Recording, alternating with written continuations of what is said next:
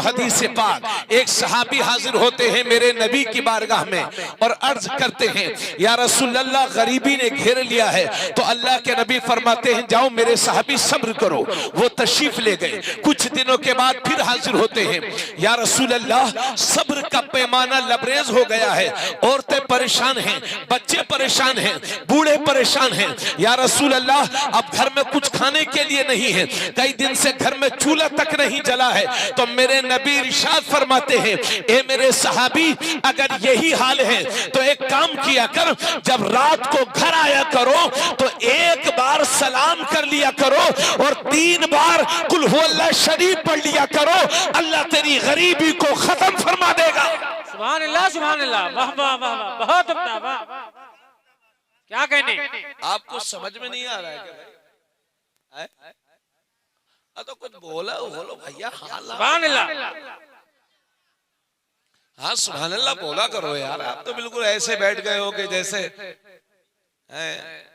चलो थोड़ा सा बोला करो, जरा अच्छा लगता है ना। हाँ, तो मैं ये अर्ज कर रहा था कि एक बार सलाम करो, जब यहाँ से जलसे में से जाना तो घर में एक बार सलाम करो और 3 बार कुल हुवल्लाह शरीफ पढ़ के सो, अल्लाह उस घर में बरकतें अता फरमाता है।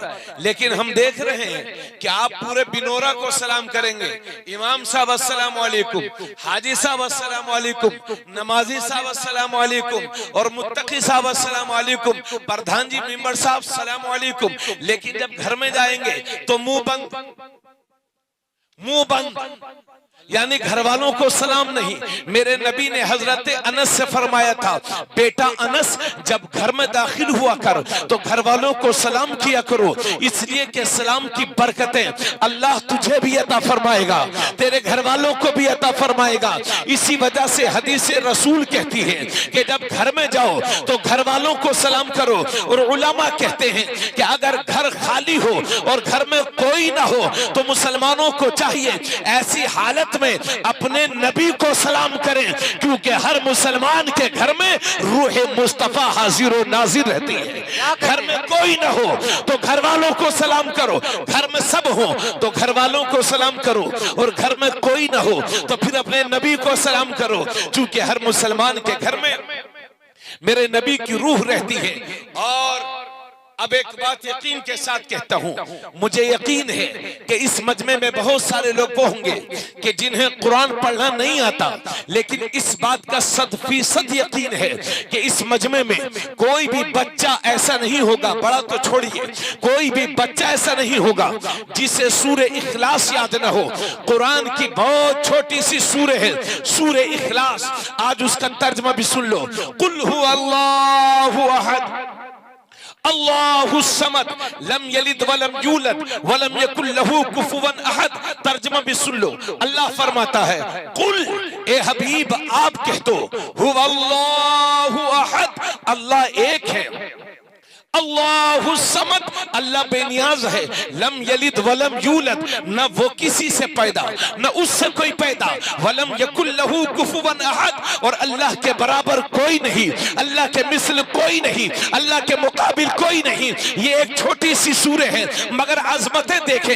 एक बार मेरे नबी तशरीफ फरमा है और साथ में हजरत अबू हुरैरा खड़े हुए हैं और वहीं पर एक सहाबी रसूल खड़े हुए हैं। अब मेरे नबी तशरीफ फरमा है और वो सहाबी पढ़ते हैं, कुल हुवल्लाहु अहद अल्लाहु समद लम यलिद वलम यूलद वलम यकुल लहू कुफुवन अहद। जब मेरे नबी ने सुना तो फरमाया, वजबत वजबत वजबत, वाजिब हो गई, वाजिब हो गई, वाजिब हो गई। तो हजरत अबू हुरैरा वहीं खड़े थे, अर्ज करते हैं, या रसूल अल्लाह मा वजबत, या रसूल अल्लाह क्या वाजिब हो गई?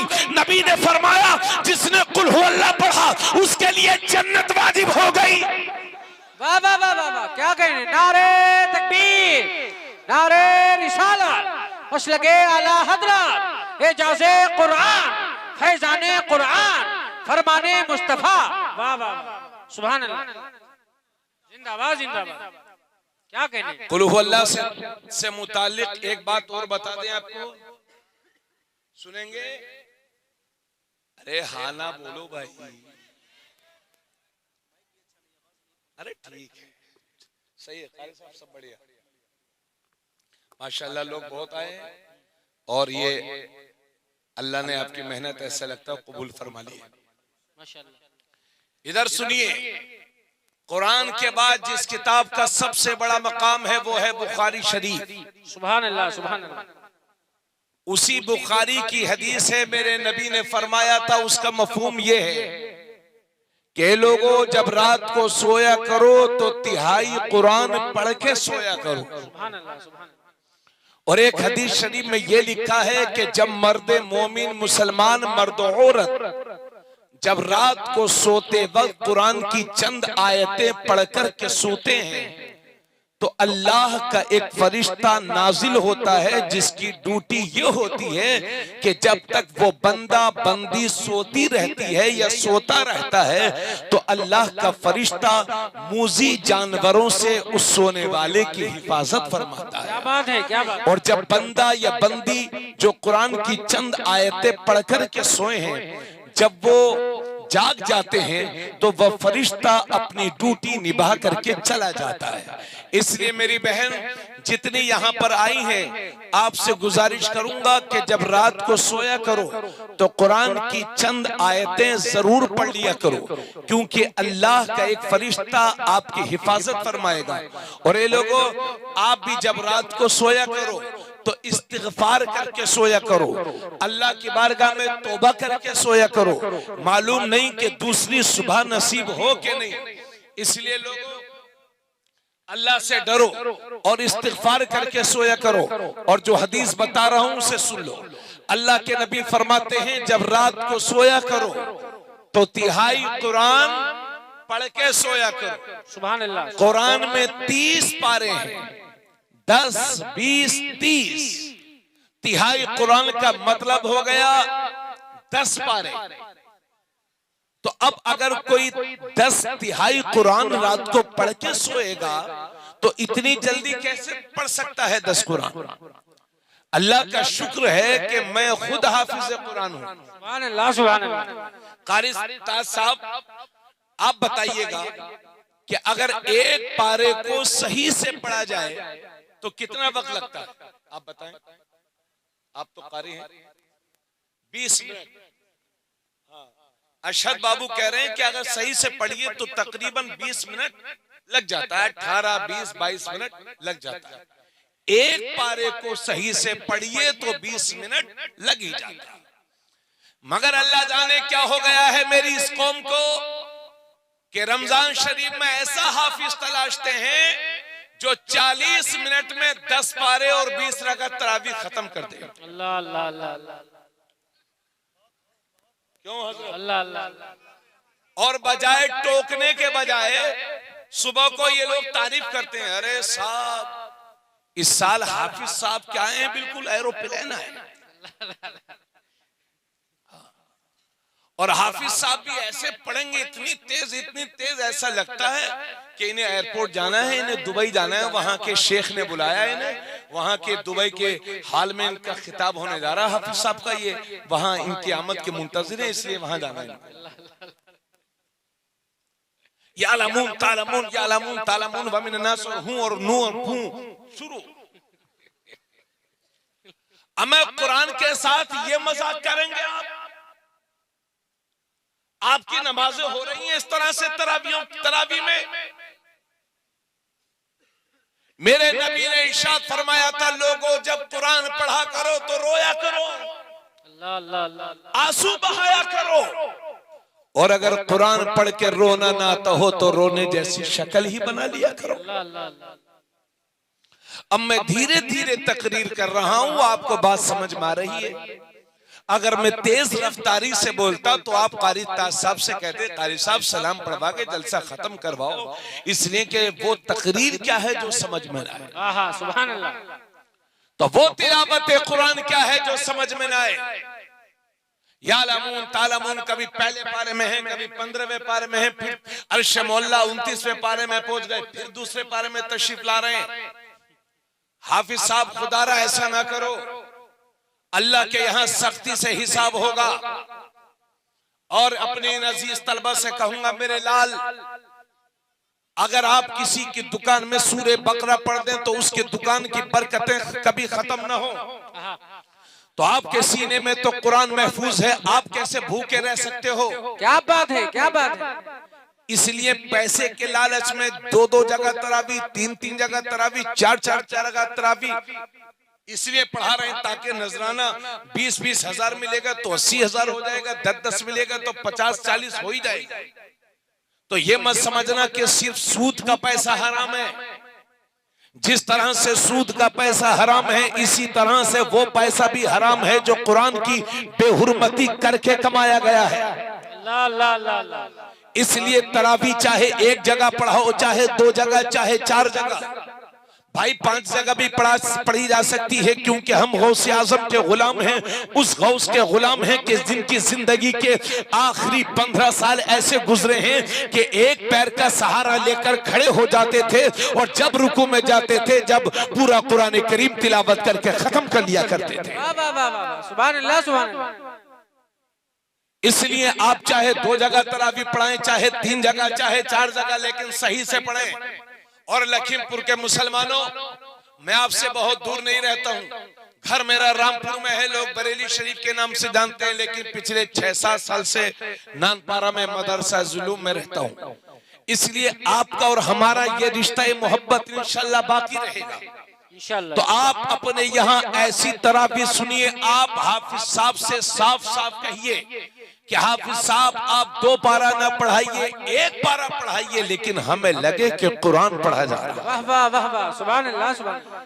और हजरात, बुजुर्गों ने तो यहाँ तक कहा है कि जिसका दिल करे कि वो खुदा से बातें करे तो उसे चाहिए कि कुरान खोल के बैठ जाया करे। जो कुरान पढ़ रहा है गोया कि खुदा से वो बातें कर रहा है। सुभान अल्लाह। इसलिए लोगों, कुरान पढ़ा करो तो आंसू बहाया करो, रोया करो, रोने जैसी शक्ल ही बना लिया करो।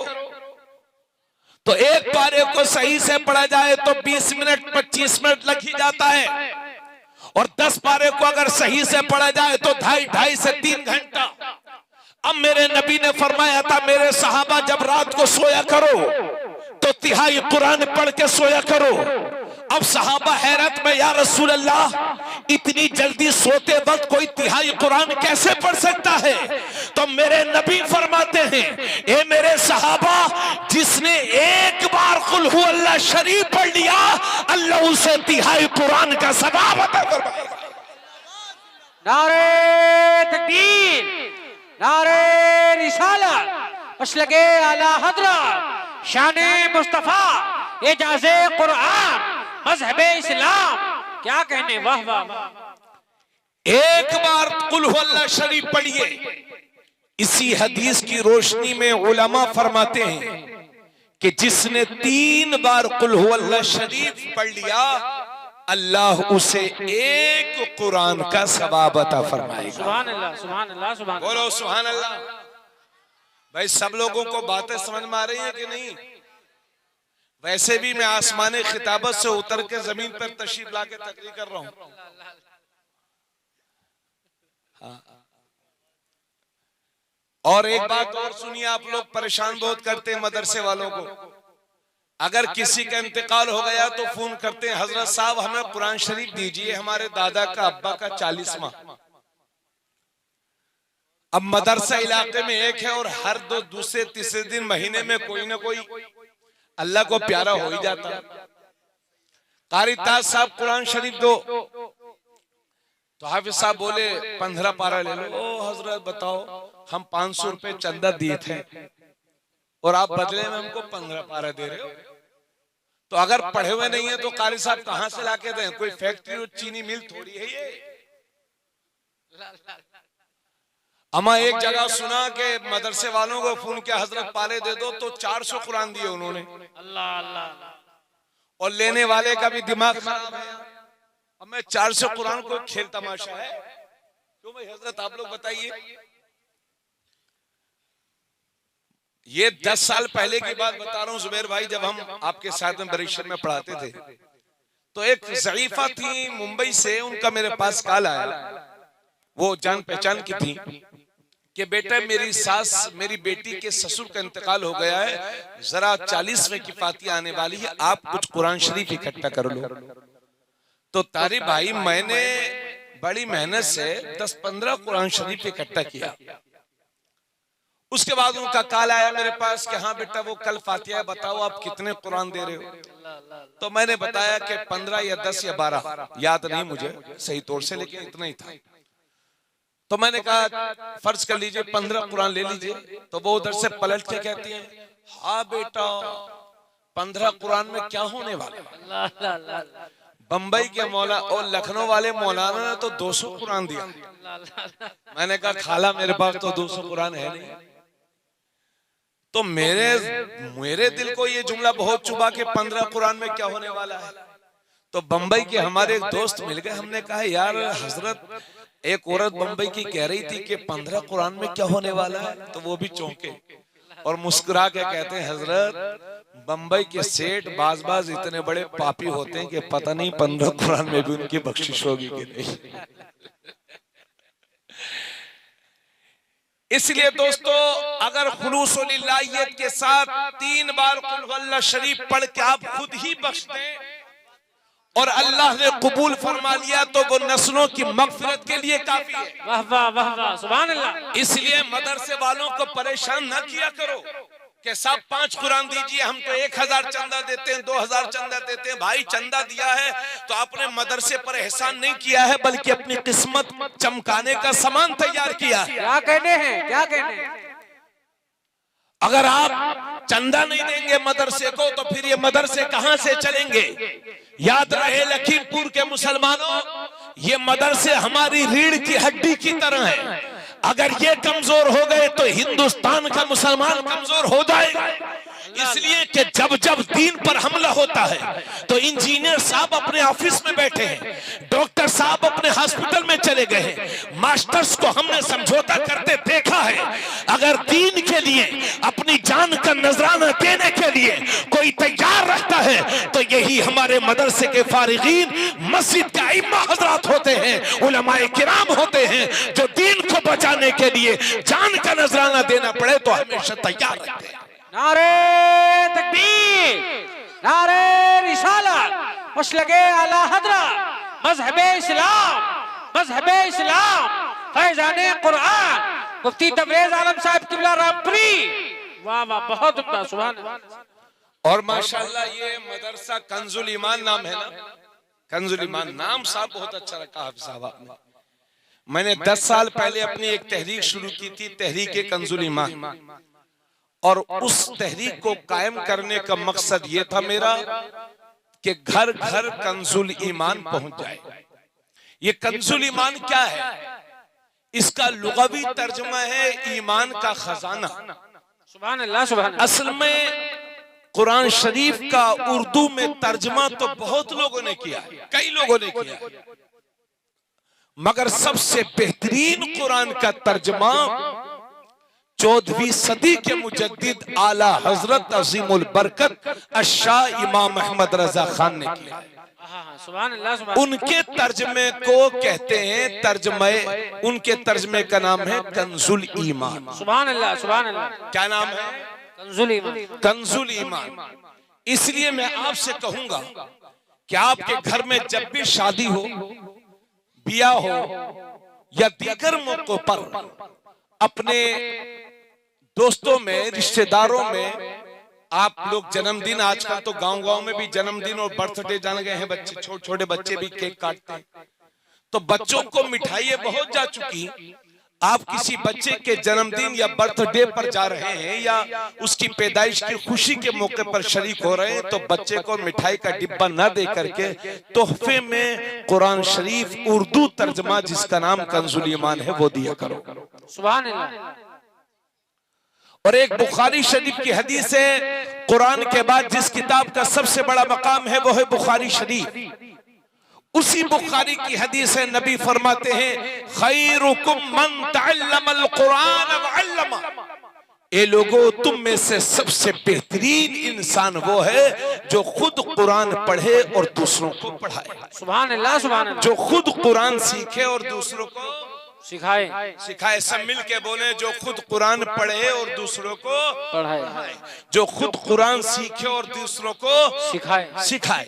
नबी फरमाते हैं वो इंसान दुनिया का सबसे बेहतरीन इंसान है। वाह वाह वाह, बहुत उम्दा, सुभान अल्लाह। और ये तिरमिजी शरीफ में है, आका करीम सल्लल्लाहु अलैहि वसल्लम ने जंगे उहुद के मौके पर जब गालिबन 70 मुसलमान शहीद हुए थे, अल्लाह के नबी ने फरमाया कब्रें खोदो और गहरी खोदो और एक एक कफन में 2-2 सहाबा को जमा फरमा के दफन फरमाया। जब 2 सहाबा एक कफन में जमा करते थे मेरे नबी, तो फरमाते थे इन दोनों में से कुरान किसको ज्यादा याद है? तो सहाबा इशारा करते थे या रसूलल्लाह इन्हें ज्यादा याद है। तो आका फरमाते थे इन्हें आगे करो, इनके सीने को आगे करो। सुभान अल्लाह, बोलो सुभान अल्लाह। ये जंग उहुद का वाकया है जी। अल्लाह के नबी ने एक एक कफन में 2-2 सहाबा को शहीद दफन करवाया और सामने उसे रखा जो कुरान का हाफिज ज्यादा था, जिसे कुरान ज्यादा याद था। सुभान अल्लाह, सुभान अल्लाह। अब यहाँ इतने लोग बैठे हुए हैं, आप लोगों ने लाखों लाखों रुपए की जमीन खरीदी होगी, हजारों लाखों रुपयों के आपने मकान बनाए होंगे, मगर बिनौरा और अतराफ के सुन्नी मुसलमानों में आपसे पूछना चाहता हूं कि आज तक आपने कुरान के लिए क्या किया? इसलिए एक मशवरा दे रहा हूं, आप बरेली शरीफ, मारहरा शरीफ जाती रहते हैं, उर्स में जाते कि नहीं? तो क्या लाते हैं उधर से? बधाइयों का पेड़ा, इलायची दाने और जो जो मिठाई होती है, क्या क्या बताओ। अरे पेड़े और इलायची दाने बहुत बांट चुके। 500 रुपये का हदिया कंजुल ईमान का हो जाता है। सुभान अल्लाह। 5000 रुपया आपका खर्च होगा। 10 कंजुल ईमान, 10 कुरान शरीफ के नुस्खे आप लेकर के आए और आपके रिश्तेदारों में, मोहल्ले में, गरीबों में, अमीरों में, चाहे जहां भी शादी हो, खुशी के मौके पर आप एक कंजुल ईमान ले जाएं और कहें ये हमारी बेटी के लिए हमारी तरफ से तोहफा कबूल फरमाएं। क्या कहने? मुझे लगता है कि 10 कुरान आपकी तरफ से 10 घरों में पहुंच जाएंगे। सुभान अल्लाह। हम लोग तो कब्र में चले जाएंगे, लेकिन जब तक उस कुरान की तिलावत होती रहेगी, अल्लाह उसका सवाब हमारी रूहों को अता फरमाता रहेगा। वाह वाह, बहुत उम्दा, सुभान अल्लाह। हाँ, अभी तो सऊदी अरबिया लोग जाते हैं हज करने, तो वहां वहाबियों के तर्ज में बैठते हैं और बहुत सारे लोग लेके आते हैं कि साहब ये अरब से लाए हैं, मक्का शरीफ से, मदीना शरीफ से लाए हैं। हमें गुस्ताखे रसूल का तर्जमा चाहे मक्के से किया गया हो या मदीने से, वो कबूल नहीं है। हक है। समझ गए मेरी बात? इसलिए कंजुल ईमान अपने घरों में ला करके रखें, खुद भी पढ़ें, अपने बच्चों को पढ़ाएं। और ये मत सोचिएगा कि पढ़ने वाला कोई नहीं है तो लाके करेंगे क्या। अरे आप ला करके रखिए तो अल्लाह उसकी बरकत से इंशाअल्लाह उसी घर में पढ़ने वाले भी पैदा फरमा देगा। बहुत उम्दा, बहुत उम्दा, सुभान अल्लाह। घर घर कंजुल ईमान पहुंचाओ।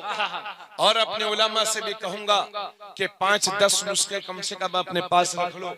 सभी लोग ला करके, आपके रिश्तेदारों में कहीं भी शादी ब्याह हो तो एक कंजुल ईमान, इस वजह से 10 कंजुल ईमान, 15-20 जिसकी जैसी हैसियत हो, करेंगे इंशाअल्लाह इस काम को इंशाअल्लाह। अरे भाई बात समझ में आ रही है कि नहीं आप लोगों के? तो इस काम को करिए, आप अपने घरों में कंजुल ईमान लेकर के आइए। और ये हुफ़ाज़े कुरान 8 हुफ़ाज़े कुरान है। सुभान अल्लाह। नबी करीम सल्लल्लाहु अलैहि वसल्लम ने फरमाया, जिसके रावी हजरत मुआज़ जुहनी है, नबी करीम सल्लल्लाहु अलैहि वसल्लम फरमाते हैं, मन क़रा अल कुरान व अमिला बिमा फीह उल्बिस वालिदाहु ताजन यौमल क़ियामह ज़ौउहु अहसनु मिन ज़ौइ शम्स फी बुयूति दुनिया लौ कानत फीकुम फमा ज़न्नुकुम बिहाज़ा लज़ी अमिला बिहाज़ा। नबी करीम सल्लल्लाहु अलैहि वसल्लम फरमाते हैं, जिसने कुरान पढ़ा और कुरान पढ़ कर के उस पर अमल भी किया। ये अरे बैठो यार थोड़ी देर, आप तो शराफत का ऐसा फायदा उठा रहे हो। मैं सोच रहा था धीरे धीरे बोलो तो सुनने कहाँ तैयार है। अल्लाह अल्लाह। बैठो बैठो आराम से थोड़ी देर, शैतान आपको बहका के लेके जाएगा कि चलो, लेकिन शैतान को लात मारने की आदत डालिए, आदत डाल लीजिए शैतान को लात मारने की, क्या बात है? वरना जकड़ लिए जाओगे, उठा के ले जाएगा। तवज्जो चाहूंगा, इनके माँ बाप सुने, बच्चों के माँ बाप, और यहां में जितने लोग बैठे हैं सबसे कहूंगा कि एक खानदान में कम से कम एक हाफिज कुरान तो जरूर होना चाहिए। एक आलिम दीन या एक हाफिज कुरान हर खानदान में जरूर होना चाहिए। इस बात का मिशन छेड़ दो और यहां से उठो तो नियत करके उठो सुभान अल्लाह, कि अगर अल्लाह ने 3-4 बेटे दिए हैं तो कम से कम एक बेटे को आलिम दीन या हाफिज कुरान जरूर बनाए। सुभान अल्लाह, सुभान अल्लाह। नबी करीम सल्लल्लाहु अलैहि वसल्लम ने फरमाया कि जिसने कुरान पढ़ा और उस पर अमल भी किया, ये बेअमल हाफिज कुरान की बात नहीं है। बहुत सारे लोग जब तक इमामत करते हैं तब तक तो उनकी एक नमाज नहीं छूटती, अल्लाह अल्लाह अल्लाह, और जैसे ही इमामत खत्म तो नमाज की भी छुट्टी।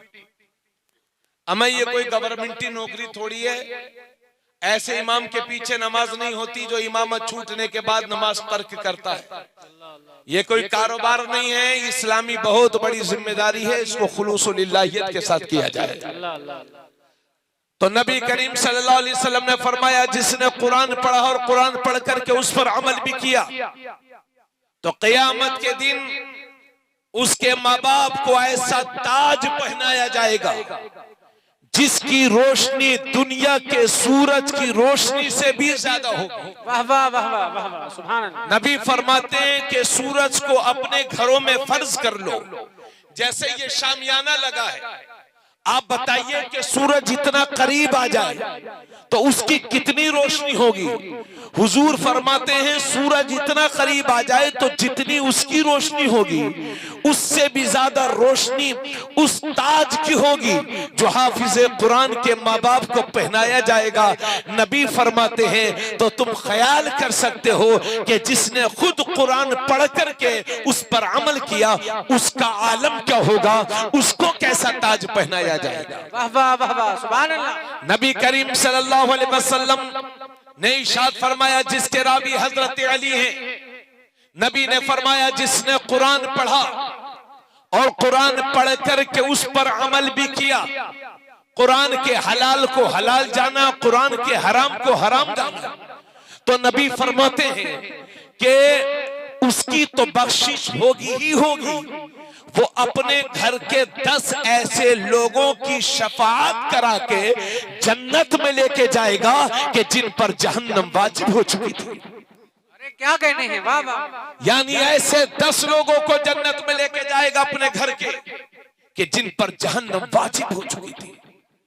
और नबी करीम सल्लल्लाहु अलैहि वसल्लम फरमाते हैं कि हाफिज कुरान के माँ बाप को क़यामत के दिन 2 जोड़े कपड़े भी पहनाए जाएंगे जिसकी कीमत दुनिया और दुनिया में जो कुछ है उससे भी ज्यादा होगी। हुफ़ाज़ कुरान के माँ बाप कहेंगे मौला ये हमें किस वजह से? अल्लाह फरमाएगा ये इस वजह से कि तुम्हारे बेटों ने कुरान करीम को हिफ्ज़ किया। वाह वाह वाह वाह, सुभान अल्लाह, सुभान सुभान अल्लाह। अरे और जोर से बोलो। काबिल मुबारकबाद है ये हमारे बच्चे कि जिन्होंने सीनों में कुरान करीम को महफूज किया है। मेरे नबी ने हजरत अबू हुरैरा से फरमाया था, ए अबू हुरैरा, इधर देखे, अबू हुरैरा कुरान पढ़ता रहे और पढ़ाता रहे, क्योंकि इसी हालत में अगर तेरा इंतकाल भी हो गया तो अल्लाह तेरे इंतकाल के बाद तेरी कब्र को फरिश्तों के लिए ज़ियारतगाह बना देगा। यानी उस क़ारी कुरान हाफिज कुरान की कब्र का तवाफ करेंगे फरिश्ते कि जो कुरान पढ़ते पढ़ते और पढ़ाते पढ़ाते दुनिया से रुखसत हो गया। क्या बात है, वाह वाह। अभी किसी की इमामत छूटती है तो वो दूसरी इमामत देखता है, कोई एक मदरसा छूटता है तो दूसरा इमाम। यहाँ पर ऐसे ऐसे लोग बैठे होंगे स्टेज पर के जिन्हें पढ़ाते हुए 10 साल हो गए होंगे और 10 साल में उन्होंने 5 जगह बदल ली होंगी। यानी एक जगह छूटी तो फिर दूसरी जगह, दूसरी जगह छूटी तो फिर तीसरी जगह, तीसरी जगह छूटी तो फिर चौथी जगह। 5-5 हजार तनख्वाह, 6-6 हजार तनख्वाह, 7-7 हजार तनख्वाह। अगर मैं इसी मजमे में कहूं कि साहब 7,000 रुपए आप ले लीजिए, हमारे साथ रहिए, तो आप कहेंगे हजरत 7,000 रुपए में घर कैसे चलेगा? जी, पूछिए इन कुरान के खादिमों से कि किस तरह से मुसीबतें बर्दाश्त करके दीन की खिदमत कर रहे हैं। अभी इसी लखीमपुर की बात कर रहा हूं मैं। एक दिन में इसी इलाके में कहीं प्रोग्राम में आ रहा था, मैं नाम नहीं बताऊंगा, ना उनका हाफिज साहब का, ना उस जगह का। एक हाफिज साहब मेरे साथ बैठे, तो मैंने उनसे कहा कि आप इमामत करते हैं? बोले हाँ हजरत इमामत करते हैं। हमने कहा कितनी तनख्वाह मिलती है आपको? तो शर्म की वजह से उन्होंने बताया नहीं, बल्कि बात को इधर से उधर घुमा दिया। फिर मैंने कहा अरे हजरत कितनी तनख्वाह मिलती है आपको? फिर बात उन्होंने इधर उधर छेड़ दिया। तीसरी बार मैंने उनसे कहा बहुत देर के बाद कि हजरत आप शर्माइए मत, मैं जानता हूं, सिर्फ मैंने ये पूछा है कि आप की कितनी तनख्वाह, ताकि मुझे दिली इत्मीनान हो जाए। तो कहने लगे हजरत 3,000 रुपए मेरी तनख्वाह है। और घर से 30 किलोमीटर रहते हैं वो नौजवान। अब बताइए कि 3,000 रुपए में आपका हमारा किसी का घर चलेगा? बोलो। ये लोग कुरान के जितने खादिम हैं, अभी कारी ताज मोहम्मद साहब, हजरत आपका अपना मदरसा, इनका अपना मदरसा है। बहुत सारे लोग मदरसा बनाते हैं, मैं खुद भी मूड में हूं कि चलो एक मदरसा बनाऊंगा। तो अक्सर कमेटी वालों के जुल्म से आजिज होकर के उलमा कुर्रा ये कदम उठाते हैं कि तन्हा मदरसा चलाएं, क्योंकि उसका फायदा ये होता है कि कोई डिस्टर्ब करने वाला, बेइज्जती करने वाला नहीं होता। इन्होंने मदरसा तो इनका है, लेकिन ये जो 8 बच्चे फारिग हो रहे हैं, कि ये भी इनके हैं? बोलो। ये तो कौम के बच्चे हैं ना, आपके हमारे बच्चे हैं ना। इसलिए इन मदरसों को बेगाना ना समझो। कारी ताज का बाद में है, रसूलुल्लाह का पहले है। ये मदरसे रीढ़ की हड्डी की तरह हैं हमारी, अगर ये मजबूत होंगे तो आप मजबूत होंगे। इसलिए आप मदरसे में बहुत सारे लोग, अमीर लोग, करोड़पति लोग, कारी साहब आप तो मदरसा चलाते हैं। मैं खुद अपनी बात बताऊं, मैंने मदरसे के सिलसिले में चंद करोड़पतियों को मैंने फोन किया कि साहब हम रमजान शरीफ में कि हमारे मदरसे को चंदा दे दो। तो करोड़पतियों ने कभी इधर घुमाया, कभी उधर, जबकि उनसे मेरे जाती ताल्लुकात, और वो ये भी जानते हैं कि मैं एक पैसा इधर से उधर नहीं करूंगा। उसके बावजूद वो हवाई बातें करते रहे। मैंने गरीबों से मांगा, उन्होंने अपनी हैसियत से बढ़कर के दिया, लेकिन इन करोड़पतियों से मांगा तो मियां हवाई बातें करने लगे। तो मैं सोचता हूं या अल्लाह ऐसा क्यों है? तो कभी कभी तो मेरा दिल कहता है कि करोड़पति मदरसे में इसलिए नहीं देते कि उनका पैसा इस लायक होता ही नहीं कि अल्लाह के नबी के दीन की खिदमत में लग जाए। अरे वाह वाह वाह वाह, ये गरीबों की हलाल कमाई है। और अमीरों से पूछिए तो वो कहते हैं कि मदरसे में कंप्यूटर होना चाहिए, शीशे का दरवाजा होना चाहिए, मदरसे में ये कमी है, मदरसे में वो कमी है। हमें कमियां तलाशते हो, हवाई बातें करते हो। यहाँ दाल और चावल के पैसे नहीं है और आप शीशे और कंप्यूटर की बात करते हैं। अल्लाह अल्लाह अल्लाह। इसलिए उलमा को ज्यादा पढ़ाने के बजाय, सिखाने के बजाय इनकी मदद करो, माली मदद करो, मदरसों को चमकाओ। समझ गए? गरीब नवाज के आस्थाने पर 10,000 की चादर चलाने से गरीब नवाज खुश नहीं होंगे। अगर उनके नाम से किसी मदरसे में 5-10 हजार पेश कर दोगे, मेरे गरीब नवाज का मिशन आम हो जाएगा। क्या कहने हैं, क्या कहने हैं? अगर कारी ताज मोहम्मद आपके दरवाजे पर रसीद लेके पहुंचते हैं, तो ये मत समझना ये हकीर आदमी है, मेरे दरवाजे पर आए हैं। अपनी किस्मत पे नाज करना कि मौला तूने इस लायक बनाया है कि कारी कुरान मुझसे चंदा लेने के लिए आया है, ताकि मेरा भी हिस्सा दीन में शरीक हो जाए। वाह वाह वाह वाह। और अल्लाह के नबी फरमाते हैं ये हुफाज कुरान अल्लाह के दोस्त होते हैं। जिसने इनसे इनकी इज्जत की, उन्होंने अल्लाह से दोस्ती की। सुभान अल्लाह, सुभान अल्लाह। नबी फरमाते हैं यह हदीस है कि वो शख्स अल्लाह का दोस्त है जिसने हुफाज कुरान की इज्जत की, और वो अल्लाह का दुश्मन है जिसने हुफाज कुरान की तौहीन की। अल्लाह अल्लाह अल्लाह। हाँ, इसलिए बात बातों पर अगर इमाम साहब ने फातिहा नहीं दी, इमाम साहब फातिहा करने चलो। क्यों भाई, फातिहा तुम्हें याद नहीं है क्या? आपको फातिहा नहीं याद है? 3 बार कुल हुवल्लाह शरीफ अलहम्दु आपको याद नहीं है? नहीं, इमाम अगर 200 घर हैं तो 200 घर में फातिहा इमाम साहब ही पढ़ेंगे। वो मशीन है, कंप्यूटर है, मशीन है जो है ना, वो गौसे पाक है, 70 जगह जा सकते हैं।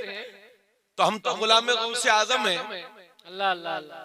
तो 200 घर में फातिहा कैसी होगी? शब बारात आ गई तो चलो इमाम साहब, जुमेरात का दिन आ गया तो पता चला पूरे मोहल्ले में आज दावत है, तो एक इमाम है, एक पेट है, 50 जगह कैसे खाएगा? बीवी से, घर वालों से पीटते हैं और इमाम साहब को आंखें दिखाते हैं। खुदारा ये मिजाज बंद कर दो, अपने उलमा की इज्जत करो, उनकी कदर करो, अपने हुफाज और कुर्रा की इज्जत करो। ये दीन का काम कर रहे हैं, इनकी हौसला अफजाई करो। अगर इनके हौसलों को तोड़ दोगे तो दीन कमजोर हो जाएगा। अल्लाह अल्लाह अल्लाह। नमाज जनाजा पढ़ाने वाले ना मिलेंगे मेरे भाइयों, अगर यही हाल रहे तो। इसलिए पढ़ाओ इन्हें। और आपसे कहूंगा, आप अपने बच्चों को यूनिवर्सिटीज में पढ़ाओ, कॉलेजेस में पढ़ाओ, चाहे जहां पढ़ाओ। दुनिया के सारे सब्जेक्ट्स और सारी किताबें डिग्री होल्डर बनाती हैं, कुरान बेहतरीन इंसान बनाता है। क्या बात है, वाह वाह वाह। नबी करीम सल्लल्लाहु अलैहि वसल्लम ने फरमाया, अपने बच्चों को 3 चीजें सिखाओ। अपने बच्चों को अपने नबी की मोहब्बत सिखाओ, अपने बच्चों को रसूलुल्लाह की आल अहले बैत की मोहब्बत सिखाओ, और अपने बच्चों को कुरान पढ़ना सिखाओ। सुभान अल्लाह सुभान अल्लाह। बोलो सुभान अल्लाह। इजाजत है थोड़ी देर और बोल दें? अल्लाह ताला आप सबको सलामत रखे। चलिए, ये सारी बातें यहाँ पर हो गई। एक काम और करिए, यहाँ पर बहुत सारे लोग वो होंगे कि जिन्हें कुरान शरीफ पढ़ना थोड़ा थोड़ा आता था लेकिन वो भूल गए।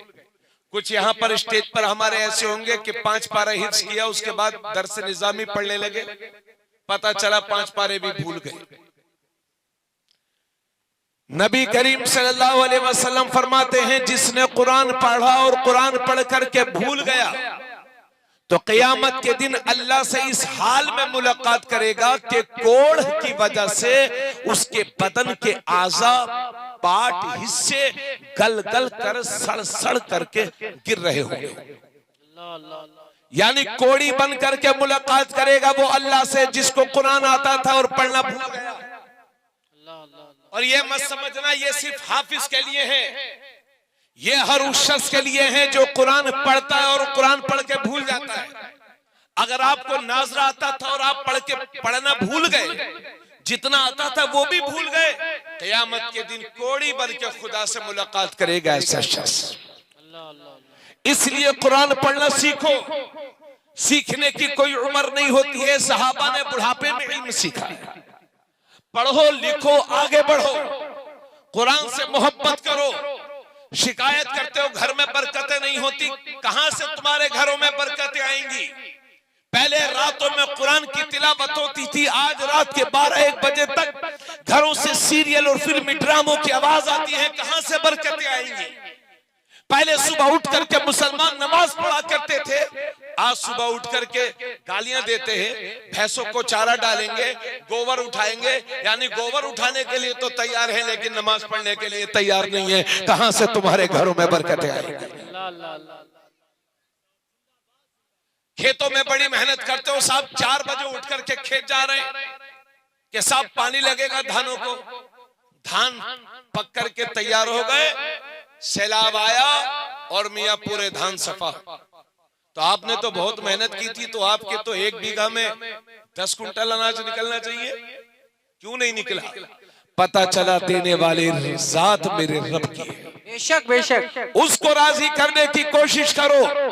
अगर आपको सुबह 4 बजे खेत पे जाने की जरूरत पड़ जाए तो सबर के साथ साथ मुसल्ला भी ले लीजिए, वहीं वुजू करिए, वहीं खेत में मुसल्ला बिछाकर नमाज पढ़ करके काश कुछ दिन अपने खेत में दुआ करके भी तो देखो। क्या बात है। मुकद्दर सवरते कि नहीं?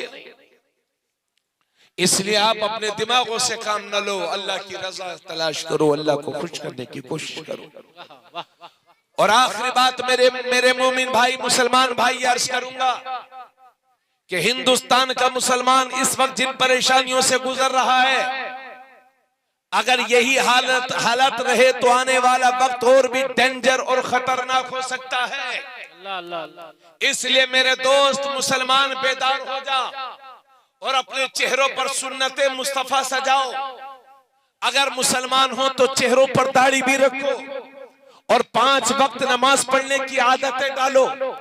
अल्लाह के नबी फरमाते हैं जब तुम्हारे बच्चे 7 बरस के हो जाएं तो उन्हें नमाज का हुक्म करो, और जब 10 साल के हो जाएं तो उन्हें मार मार करके नमाज पढ़ाओ, और जब तुम्हारे बच्चे 10 बरस के हो जाएं तो उनके सोने के बिस्तर अलग कर दो।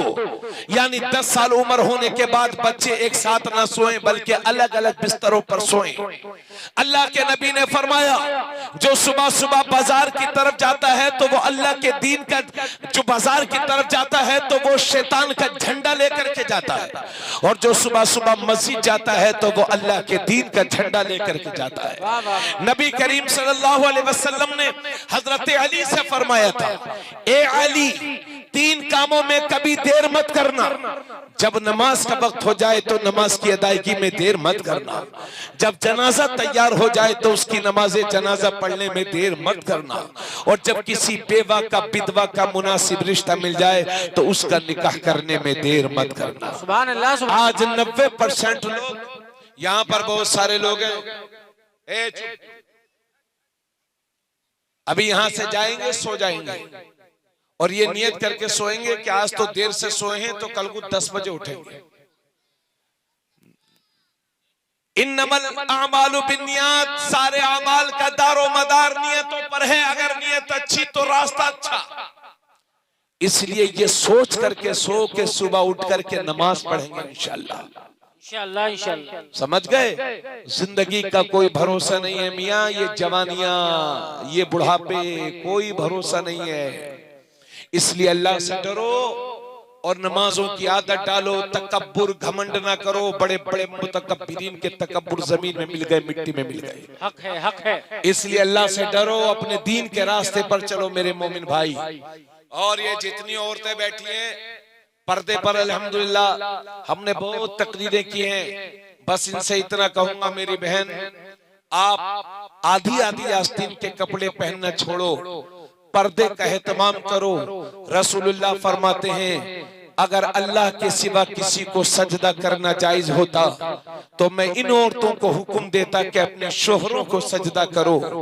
अल्लाह के अलावा किसी के लिए सजदा जायज नहीं है। इसलिए मेरी बहन, आप सजदा तो नहीं करेंगी लेकिन आप अपने शोहर की इज्जत करेंगी। आज घर घर में लड़ाई है मियाँ, घर घर टूटे पड़े हैं। अपने शोहरों की इज्जत करो, उनकी कदर करो। और ए लोगों, आप भी अपनी बीवियों की इज्जत करो, उनका हक दो। एक सहाबी अर्ज करते हैं या रसूल अल्लाह, हमारी बीवियों का हक हम पर क्या है? तो अल्लाह के नबी फरमाते हैं तुम्हारी बीवियों का हक तुम पर यह है कि जैसा तुम खाओ वैसा उन्हें खिलाओ, जैसा खुद पहनो वैसा उन्हें पहनाओ। और अगर मारने की जरूरत पड़ जाए तो मेरे नबी फरमाते हैं उसके चेहरे पर ना मारो। अपनी बीवियों को गाली ना दो और उन्हें घर में ना छोड़ो, और उन्हें तन्हा ना छोड़ो मगर घर में, यानी घर के अलावा कहीं अपनी बीवियों को तन्हा छोड़ करके मत जाओ। इसलिए आप ये लोगों अपनी बीवियों की इज्जत करो, जो आपके बच्चों को पालती हैं, आपके घर में झाड़ू लगाती हैं, आपके हत्ता के आपके बच्चों के बोलो बरास को साफ करती हैं, आपको रोटियां बना करके देती हैं। आप बीमार होते हैं तो आपसे ज्यादा तकलीफ आपकी बीवियों को होती है। इसलिए अल्लाह के नबी ने इरशाद फरमाया था बेहतरीन मुसलमान वो है कि जिसका अखलाक अच्छा हो, और तुम में से सबसे बेहतरीन मुसलमान वो है जो अपनी बीवियों के लिए नरम दिल रखता हो। इसलिए बाहर वालों की 70 माफ करते हैं, अपनी घरवाली की 2-4 ही माफ कर दिया करें। अपने घरों में इस्लामी निजाम कायम करो, निजाम मुस्तफा कायम करो। और ए मेरी बहन, ये जो मज़ारात के चक्कर लगाती हो, कभी अजमेर शरीफ, कभी देवा शरीफ, कभी वाली से पाक, कभी बहराइच शरीफ, ये औरतों को मज़ार पर जाना नाजायज और हराम है। औरतों को मज़ार पर जाना नाजायज और हराम है। और यही मसलक आला हजरत है, मसलक आला हजरत यही है। आपकी ये जिम्मेदारी बनती है कि अपनी हैसियत के मुताबिक अपनी घरों को, अपनी घर की औरतों को पर्दा कराओ। मेरी बहन, अल्लाह वाले जिंदा हैं, वो तुम्हारी बातें तुम्हारे घरों से ही सुनते हैं। दुनिया में किसी मजार पर जाना जायज नहीं है। हाँ हाँ, सिर्फ एक मजार ऐसा है जो जब चाहो तब जा सकती हो, और वो है मेरे नबी का मजार, वो है मदीना शरीफ। जब दिल करे तब जाओ, बाकी किसी भी मजार पर जाना औरतों का जाना जायज नहीं है। और मेरे भाइयों, आज के दौर में जहां आपको कुफ्र और शिर्क से बचना है, वहां आपको छुपे हुए कुफ्र यानी वहाबियत और देवबंदियत से बचना है। आज वहाबियों देवबंदियों में लोग शादी करते हैं और उसके बाद उलमा से कहते हैं हजरत वहाबियत बहुत बढ़ रही है, हमें शादी करेंगे आप, वहाबियत बढ़ा रहे हैं आप और जिम्मेदार ठहरा रहे हैं उलमा को। खुदारा किसी भी वहाबी के यहाँ सुन्नी का रिश्ता नहीं होता, वहाबी के साथ निकाह नहीं होता। इसलिए खुले कुफ्र से भी बचो, छुपे कुफ्र से भी बचो, नमाज़े पंजगाना की आदतें डाल लो। घबराने की जरूरत नहीं है। इस तरह की परेशानी इस्लाम में पहले भी आ चुकी है। ये बादल हैं, छट जाएंगे। इस्लाम का उजाला सुबह क़यामत तक बाकी रहेगा। अल्लाह फरमाता है वअंतुमुल आलौना इन कुंतुम मोमिनीन, तुम ही बुलंद रहोगे, तुम ही मुअज़्ज़ज़ रहोगे, हुकूमत तुम्हारी होगी, सत्ता तुम्हारी होगी। शर्त यह है कि मोमिन कामिल बन जाओ, सच्चे पक्के मुसलमान बन जाओ, वफादार मुस्तफा बन जाओ। इसलिए जुमला कहा करता हूं कि मुसलमानों, आप अपना रास्ता सीधा रखो। अगर रास्ते में पत्थर भी होंगे तो अल्लाह मोम बना देगा, कांटे भी होंगे तो फूल बना देगा। आज भी हो इब्राहिम सा ईमा पैदा आग कर सकती है, अंदाजे गुलिस्ता पैदा की मोहम्मद से वफा, तूने तो हम तेरे हैं, ये जहां चीज है क्या लोहो कलम तेरे हैं। वमा अलैना इल्लल बलाग। अस्सलामु अलैकुम व रहमतुल्लाह।